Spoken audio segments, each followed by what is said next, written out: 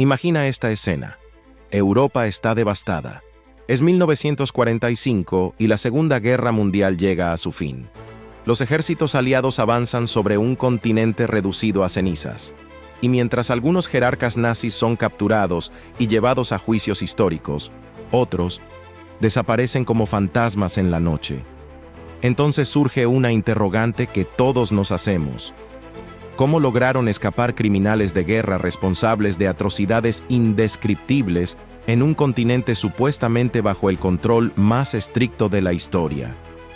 Aquí nace una de las historias más inquietantes del siglo XX. Las llamadas Ratlines, rutas clandestinas que permitieron a decenas de nazis huir hacia Sudamérica. Pero, ¿sabías que detrás de estas redes se tejieron alianzas oscuras, silencios estratégicos y complicidades que hasta hoy siguen siendo motivo de debate?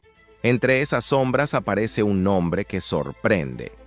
Una figura de poder religioso, el máximo líder de la Iglesia Católica, quien, según diversos historiadores y documentos, habría estado, de manera indirecta o quizá más cercana, relacionado con estos movimientos.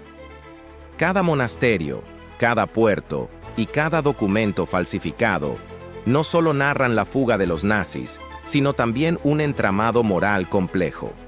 ¿Qué motivó a los nazis a arriesgarlo todo para escapar? ¿Fueron los religiosos cómplices conscientes o simples instrumentos de la historia? ¿Hasta qué punto la figura del Papa toleró o facilitó estos movimientos? Todas estas preguntas, que se entrelazan entre sí, serán desveladas en la historia que verás a continuación. Quédate hasta el final porque lo que descubrirás no es solo una historia de escapes y conspiraciones, sino también un retrato incómodo sobre cómo el poder, la fe y la política se unieron en el momento más oscuro de la humanidad, para garantizar la salida de estos criminales de Europa. Si sientes que estas verdades te sorprenden y quieres descubrir lo que otros han intentado ocultar, comenta tu opinión, dale like y suscríbete. Eso nos motiva a seguir trabajando, para darte a conocer historias que mereces descubrir. Europa estaba devastada. Ciudades como Berlín, Dresde y Varsovia se encontraban en escombros, y la guerra había dejado un aire de miedo e incertidumbre. Mientras los aliados avanzaban, los jerarcas nazis comprendían que su tiempo para escapar se agotaba. Muchos serían capturados y juzgados en Nuremberg, pero algunos desaparecían sin dejar rastro. Entre esta desesperación surgieron las Ratlines, rutas clandestinas que conectaban Austria, Alemania y Suiza con Italia y posteriormente Sudamérica. Monseñor Alois Udall, rector del Pontificio Colegio Teutónico en Roma, se convirtió en una figura clave, proveyendo documentos falsos y refugio temporal. Estos hombres atravesaban Europa ocultos, guiados por una red que operaba silenciosa entre monasterios y conventos. Mientras los vemos moverse entre las sombras, surge la pregunta: ¿cómo podía la fe convertirse en un escudo para quienes habían cometido los crímenes más atroces de la historia? Los monasterios y conventos se transformaron en estaciones de tránsito donde los fugitivos recibían ayuda para continuar su escape. Sacerdotes y funcionarios proporcionaban transporte seguro hacia puertos como Génova, Trieste y Nápoles. Oficiales nazis llegaban disfrazados de peregrinos, temerosos de ser descubiertos, mientras la red de protección los guiaba hacia barcos que los llevarían a Argentina, Brasil o Paraguay. El riesgo era constante. Un documento sospechoso o una mirada indiscreta podía arruinar toda la operación. Algunos religiosos actuaban por convicción, otros por estrategia política o miedo al comunismo. Al observar este entramado, uno no puede dejar de preguntarse: ¿hasta qué punto la Iglesia estaba protegida por su fe y hasta qué punto implicada en complicidad consciente? No solo sacerdotes locales estaban involucrados. Funcionarios de alto rango dentro del Vaticano y diplomáticos colaboraban para asegurar que los fugitivos pudieran llegar a Sudamérica. Adolf Eichmann utilizó rutas que lo llevaron de Alemania a España y luego a Buenos Aires. Joseph Mengele pasó por Argentina y Paraguay, y Klaus Barbie fue trasladado desde Italia a Bolivia. Las rutas solían comenzar en Viena o Salzburgo, atravesando los Alpes y llegando a Roma, donde conventos y oficinas del Vaticano servían como puntos de coordinación. Cada paso estaba cuidadosamente planeado, con riesgo constante de captura. Mientras seguimos esta red, surge la reflexión. ¿Quién tenía realmente el control de estas fugas? ¿Los nazis, los funcionarios del Vaticano o la figura que permanecía en la sombra del Vaticano?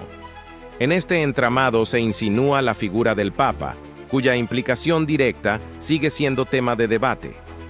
Algunos historiadores sostienen que conocía los movimientos, otros que al menos toleró el paso de ciertos nazis bajo la justificación de proteger a fieles anticomunistas.